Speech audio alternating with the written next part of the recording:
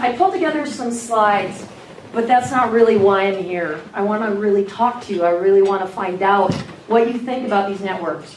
So while I did slides on a few networks, I didn't cover all of them.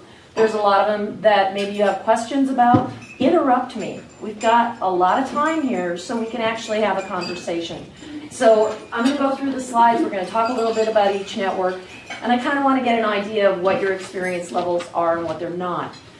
What this talk is not is how to set up a Twitter account, how to create a Facebook page, all of that stuff that if you want it, I can send you tutorials. But I'm assuming that you have some basic knowledge of what social media is, why it's out there and what it can do. And you really want to learn more about how you're actually going to be able to use it and put it to work.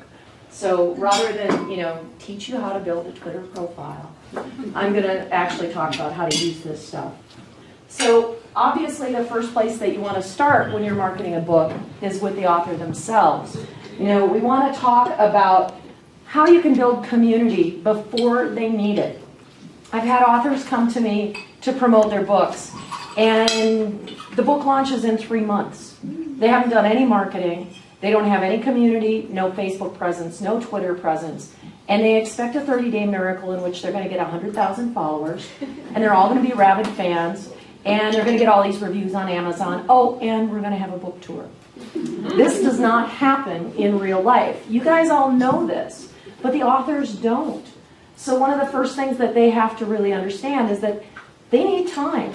They need time to mature. Typically, a Twitter account, for example, is going to take anywhere from 2 to 5 months to mature, to really have a vested community around that Twitter account. It's not going to happen overnight.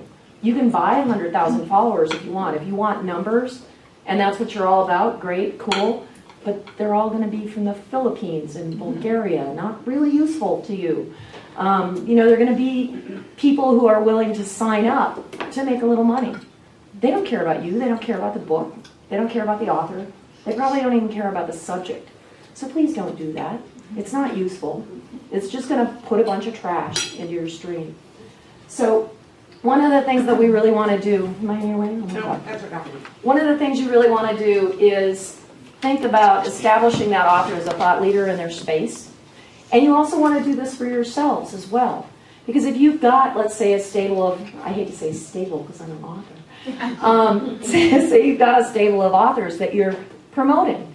You want to kind of be the authority in that space. If you work in a particular space, if you work with a particular industry mostly, then you should be developing some expertise in that space as well and letting people know so that you can attract new clients, so that you start to get out there as your own brand. And whether that's, the publishing house, the publicist, the author, they all need to have their own presences because you can support each other that way. For example, if you have a network of publicists and they're all working with the same kind of author pool, you can support each other. You can support each other's books. The authors can actually talk to each other. It isn't a closed circle like it used to be. There's a lot of things that you can do to leverage that whole one rising tide lifts all boats idea. That's what social media is about. It's about reciprocity. It's about sharing. It's about being really generous with your information and with your network. So you want to leverage all of that. You want to build a brand.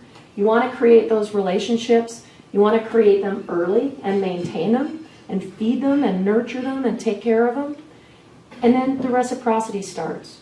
You don't get reciprocity if you don't do something first, right? Nobody's going to be nice to you if you're not nice first. So you want to create those relationships so that you can get that back and forth, because that's really vital to making it work. Now, this obviously is part of why we're here. Being that resource for the community, being a resource for how to market books, being a resource within the industry. And, some of this may apply to maybe you want to make a job change at some point, someday. Maybe you don't.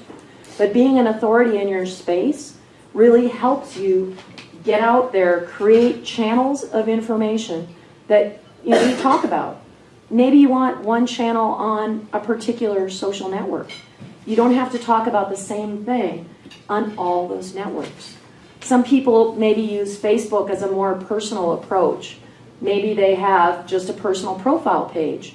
Maybe they have a business page. It kind of depends on how you want to communicate. We're going to talk about individual networks in a minute, but you know, one of the things that you really need to think about is, where am I comfortable? How do I best put my best foot forward? Is it in video? Maybe you're really great at video. Maybe you look like a talking head on a stick. If it's the second one, maybe YouTube isn't it. Maybe you need to do slideshows with a great voiceover. Think about how you could leverage that particular network. Then you look at something like Twitter, which is very short, great for sharing links, great for sharing really good information, for supporting other people within your social network. Great resource for learning about things, following other publicists, following other marketers, finding out what other techniques are working for people out there, and how you can really make those connections. When you build those relationships, other people will support you in your project if you support them in theirs.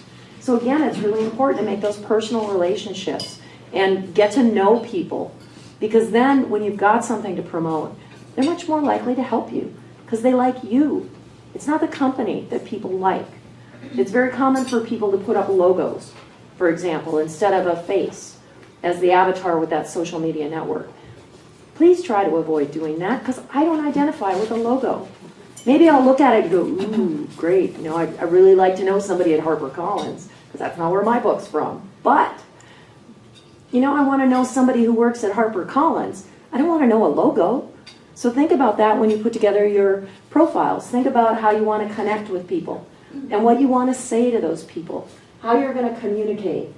Support other authors that aren't even in your network, because by doing that, you're expanding your network, you're expanding your reach.